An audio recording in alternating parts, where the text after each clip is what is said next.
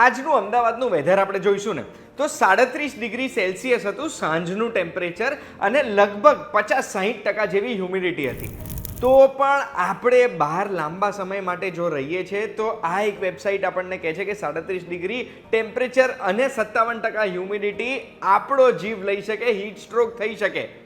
કેમ heat stroke થઈ શકે એનું કારણ શું છે કે આટલું ઓછું ટેમ્પરેચર આપણને હેરાન કરી શકે અને આ હીટ ઇન્ડેક્સ હોય શું એ જો તમે જાણવા માંગતા હોય તો એના માટે ધ્યાનથી સાંભળજો. હું તમને એક વાત કહું.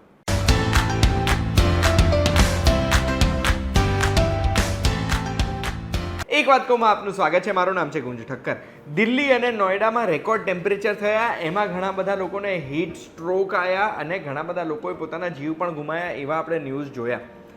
આ હીટ સ્ટ્રોક આવવાનું કારણ ફક્ત ટેમ્પરેચર નથી હોતું. બીજી એક વસ્તુ આપણે ચેક કરવાની હોય છે, વાતાવરણ ચેક કરીએ ત્યારે, ને એને કહેવાય છે હીટ ઇન્ડેક્સ. આ હીટ ઇન્ડેક્સ છે ને એ વાતાવરણનું ટેમ્પરેચર, તાપમાન અને હ્યુમિડિટી એટલે કેટલું ભેજ છે એ બંનેઓને કમ્બાઈન કરીને આપણને એક હીટ ઇન્ડેક્સ આપે છે અને હીટ ઇન્ડેક્સ નક્કી કરે છે કે કેટલા ડિગ્રી ટેમ્પરેચર જેવું આપણને અત્યારે લાગશે. આ કેમ હીટ ઇન્ડેક્સ કારગર વસ્તુ છે? તો ચોમાસું આવે ને એવું વાતાવરણમાં ભેજ વધી જાય છે. હવે હું તમને આપણું બોડી સમજાવું તો આપણા બોડીમાં આપણને જો ગરમી લાગે તો પરસેવો થાય છે. એટલે એ પરસેવો જ્યારે સુકાશે ને ત્યારે આપણા શરીરને ઠંડક ફીલ થશે. આ સેમ વસ્તુ આપણા માટીના માટલામાં હોય છે. માટલામાં થોડું થોડું પાણી એના છિદ્રોમાંથી બહાર આવે અને એના ઇવેપોરેશનના લીધે માટલાનું પાણી બહારના ટેમ્પરેચર કરતાં વધારે ઠંડુ હોય છે. પણ જ્યારે વાતાવરણમાં ભેજ હોય ત્યારે આપણો પરસેવો એ ઇવેપોરેટ નથી થઈ શકતો. આ ઇવેપોરેશન અટકાઈ જાય છે, એના લીધે આપણું શરીર ઠંડુ ફીલ નથી કરતું. એના લીધે ગરમી આપણા શરીરમાં, આપણા મગજમાં ચડી જતી હોય છે અને એટલે જ હીટ સ્ટ્રોક આવી શકે છે. અને એટલે જ તમે નોટિસ કરજો, ભેજવાળો દિવસ હોય ને ત્યારે આપણને ગરમી વધારે લાગે. હવે તમને ખબર પડી ગઈ હશે કે ગરમી કેમ લાગે ને, એટલે જ હીટ ઇન્ડેક્સ કેલ્ક્યુલેટર તમારી જોડે સેવ્ડ રાખવાનું. એની લિંક મેં ડિસ્ક્રિપ્શનમાં મૂકેલી છે, ક્લિક કરીને તમે બી માપી શકો. ઉદાહરણ તરીકે 35° હોય ને, ખાલી આપણા શરીરનું નોર્મલ ટેમ્પરેચર 37 છે, પણ બહાર 35° ટેમ્પરેચર છે પણ 60% હ્યુમિડિટી હોય તો એ 45° જેવું લાગશે ને, એટલે જ આપણા શરીરનું ટેમ્પરેચર વધારશે અને આપણને હીટ સ્ટ્રોક થઈ શકે છે. હીટ સ્ટ્રોકમાં શું થતું હોય છે કે આપણા શરીરમાં હીટ એટલે ગરમી રિટેન થાય છે, અંદર જ રહે છે.